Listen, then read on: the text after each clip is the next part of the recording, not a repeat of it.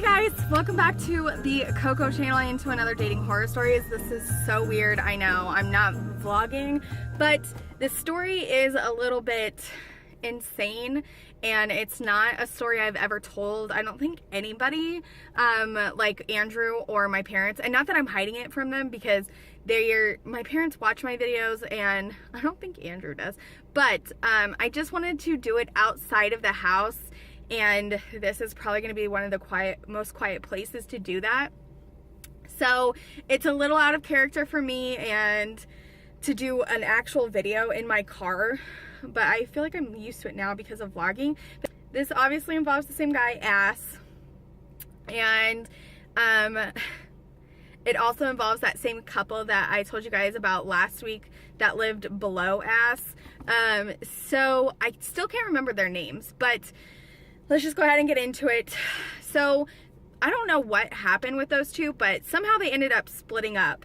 And I think it was about the same situation as Ass and his girlfriend that threw my purse out the window, which if you missed that story, I'll link it down below. But somehow they ended up splitting up. I'm a little warm. Whew. So if you hear something, it's the air. I'm getting a little warm. So this girl and I kind of ended up being friends. I don't know why, because she wasn't a good person, and her boyfriend, or whatever, wasn't a good person, and I think it was just a thing of convenience because they lived downstairs. So anyways, one night, by this time I think Ass and I were living in our own apartment, I want to say, and yeah, I'm pretty sure. So we're at home and we're all hanging out drinking because that's all we did, and she calls me and tells me that her ex and Ass's ex are out on a date. Should that have bothered me? No, and it didn't. But me being an idiot tells Ass. Well, he is absolutely furious and wants to know exactly where they are and everything. So this story is so insane. I can't even believe it telling it right now. So come to find out, they're at this casino. Mind you guys that I live in Las Vegas. So they're at this casino that the locals hang out at called the South Point, which is not far from our apartment. So I don't know how I let him convince me that we needed to go down there. How he didn't have a car, I did, because obviously, when he was living with his ex, he used her car. So that's how much of a loser this guy is. So we go, down to South Point, and we bring June with us, who, is just a big old teddy bear to me. And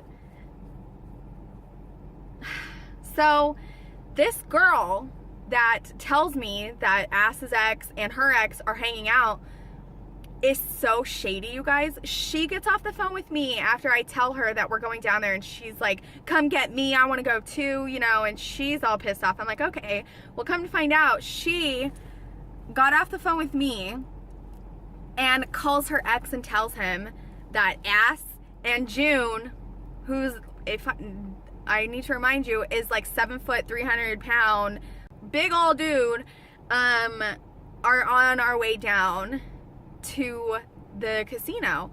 So we get her from the apartment, her old apartment, because I think they were still living together and they had kids together. So anyways, we get her and we're going to the casino. Somehow oh my god, the story is so insane. Okay, so the guy is outside waiting for Ass and June because he knew that they were gonna kick his ass. I should have known then. If you're gonna kick somebody's ass over hanging out with your ex, obviously you weren't over her, and that should have been a sign, right? No. So anyways, the dude's outside waiting for them, and all of a sudden, they were just talking. Ass was saying, what's up? Why are you hanging out with, my ex? Mind you, his ex isn't anywhere to be found. The girl, I have no idea where she went. So, they're just talking, and all of a sudden, the guy who was at the casino, drops his cocktail drink and starts, you know, going like this, like gearing up, like, well, what do you want to do about it? And I was like, it escalated from 0 to 20 in like 0 seconds. You know what I'm saying? Like, it just, for 1 second to another, it was another level. And so they're like literally ring around the rosies. The guy's running, her ass is running after him, and June is running after them. And they're literally going in circles like this in the parking lot. Like, if you could have seen it, it looked like you know what I mean, like a skit of a fight. Like, why you would be going in circles, I don't know. But then somehow June gets in front of Ass, and he, you know, they got, like, they touched a couple of times, and all of a sudden June takes off his shirt, and I look at him, and he's wearing a wife beater under his shirt, and all you see is red, and it's pooling and growing.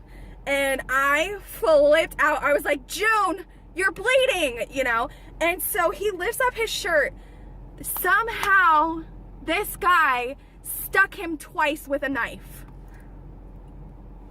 So he's like, mother effer, you cut me? You stabbed me? You know, and I didn't even see a knife. Like, that's how quick it happened. I didn't even see a knife pulled out. I didn't see him stick him, like nothing, but like they were gashes, right? So all of a sudden security shows up and we scattered. So June, who is bleeding all over the place, like it was deep, you guys, deep.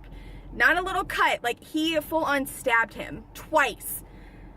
Me, June, and Ray get in my, me, June, and Ass get in my car. I don't even know what happened to the girl, like if she went off with him or whatever. And so I am driving this car, mind you, and it's brand new, you guys, brand spanking new. I'm driving it so hard that my car is overheating. I'm running through red lights with my horn, like dun dun dun dun dun dun dun dun dun dun, going through red lights, making everyone stop so I could keep going. Like I was driving like an ambulance, and I don't know how in the world I didn't get pulled over on the way to Quick Care, because it wasn't anywhere near the freaking casino. It was like midtown, and the casino that we were at was like on the outskirts. I don't know how I made it to the hospital without getting pulled over. So I pull up in the ER and I get him. Oh no. So we don't even go to the ER first. Oh my God, I can't believe I almost forgot this. So Ass has two friends that you guys will hear about later that weren't gang affiliated, had their stuff together, like, you know what I mean, had normal jobs, and one was going to nursing school and was like just shy of graduation. So Ass calls him and he's like, tells him what's going on, you know, and then he like gets on the phone with me, and I'm driving, mind you, and he was like, what's happening? Like, what's his bleeding like? And I'm like, dude, this guy's been stabbed twice. What do you mean? Like, he's bleeding everywhere, you know? And so he's like, okay. So we went over to his apartment. We made it all the way there, and June gets out of my car and throws up. Like, that's how bad it is. And we like are begging this guy to like sew him up, you know what I mean? Like, because Ass and June both have active warrants, come to find out, which I didn't know. And that's why they didn't want to go to the hospital, because there would be a police report and all of this, right? And so this guy's name was Rue. He was a really sweet kid. He was actually older than me, but he was like the sweetest guy. Him and the other guy that weren't gang affiliated, they were just the best. So anyways, you know, he's like, I'm not sewing him up. Like, he can get infected. He can do this. He can do that. You know, he's a practical person. So I'm like, June, get your ass in my car, you know what I mean? And he didn't want to call an ambulance. And so I was like, get in my car and I'm going to take you to the hospital. This is ridiculous. Like, it's either die or go to jail. You know what I mean? Like, you pick. And so I get him in my car and I get him over to Quick Care. Again, still driving like a freaking maniac and still not getting pulled over. Like, I just don't know how that didn't happen. I don't know. God was like watching over me, because I could have gone to jail probably for reckless driving. Like, that's how bad it was. And it was so stupid. I was putting everyone else at risk for this freaking idiot who got stabbed, you know what I mean, because he was trying to fight somebody. Like, it was such an awful experience. So I get him to Quick Care and I get him inside. They wheel him back right away. I look down, literally, you guys, it looked like I was playing in paint. My entire hand all the way down to right here was covered, literally just red. And so I'm standing in the middle of the ER looking down like this. It was like a movie moment. And the nurse came up to me and was like, come here, and like made me wash off my hands, you know what I mean? Because there's no telling, you know, as sweet as he could be, and he was to me, like, it doesn't mean he doesn't have a disease or, you know what I mean, anything like that. So she made me wash off my hands, and then I was like, I need to go move my car. I'm parked in emergency parking, and she's like, okay. So instead of being a responsible adult, mind you, I'm only 21, which isn't any excuse, I decided to take off, which was a huge mistake. Huge mistake. I go home and I'm freaking out, and I meet Ass there, and I was like, how could you do that? You know what I mean? Like, why would you do that? It was awful, you know, and all over your ex. Like, that is so stupid. You're gonna get your friend killed, basically, you know, like, you have no idea if he's dead or alive. So he absolutely begs me to go back in there the next day. Mind you, this was late at night. And so the next morning, he begs me to go in and find out if, you know, June is still alive. And so I agree, just because I was like worried about him too. And I went with this girl who you're gonna hear about later. Her name was Felicia. Bye, Felicia. Anyway, she goes with me, and I go up to, you know, urgent care, and it was like a different side of like the actual like hospital, like inpatient. And so, you know, I asked the lady at the front desk to see him. I was like, his name's June, I'm not sure of his last name. And she's like, oh yeah, sure, hold on 1 second. This girl, she calls the cops. And so 2 officers, like, I'm sitting there waiting forever, and I don't know what the deal is, you know what I mean? Like, I didn't know she called the cops. So in come 2 officers, they're like, hey, so you're here to see June? And I was like, no, you know. And so they're like, let's talk for a second. And so at first they sit there and talk with me with Felicia, and they're like, so what are you doing here? And I was like, oh, I heard that he got hurt last night, and I'm just here, you know, blah blah blah. And the guy was like, it's really strange because the person who dropped him off in the ER last night matches your description. And I was like, oh, I don't know about that. Like, you know, you can't lie to cops, you know. So they're like, all right, well, you know, let's just have a little chat. And he's like, what kind of car you drive? And I was like, it's a Honda. They're like, oh, is it that red one out front? Because that also matches the description of the car who dropped him off. And I was like, they're like, who's your boyfriend? I was like, his name, he had a nickname like all gangsters do, and his name was Shy because he was so quiet. And so I was like, his name is Shy. And they're like, your boyfriend's name is Shy? And I was like, yeah. They're like, what's his last name? I was like, I don't know, we just started dating. Like, I am lying my freaking booty off to these cops, you know. And so they walk outside with me and separate me from Felicia because I kept looking at her like, oh my god, I don't know what to say, you know. And I didn't want to get my sweet precious boyfriend in trouble because he had a warrant out for his arrest, and I didn't want him to go to jail. So, you know, they come outside, they're like, do you mind if we just look in your car? And I was like, they're like, I mean, we can get a warrant if you want. And I was like, no, you know, that scared me. And so I let them look in there, and I'll be damned if there wasn't 1 drop of blood in my backseat. Not 1 drop. I don't know how that guy held it in. Like, he was keeping pressure on it with his shirt and everything. Like, it just soaked it all up, and there wasn't 1 drop of blood. And so they let me go. And June got out of the hospital, like, I can't remember how many days after that, and had to go stay with his mom. And mind you, he was like in his 30s at the time.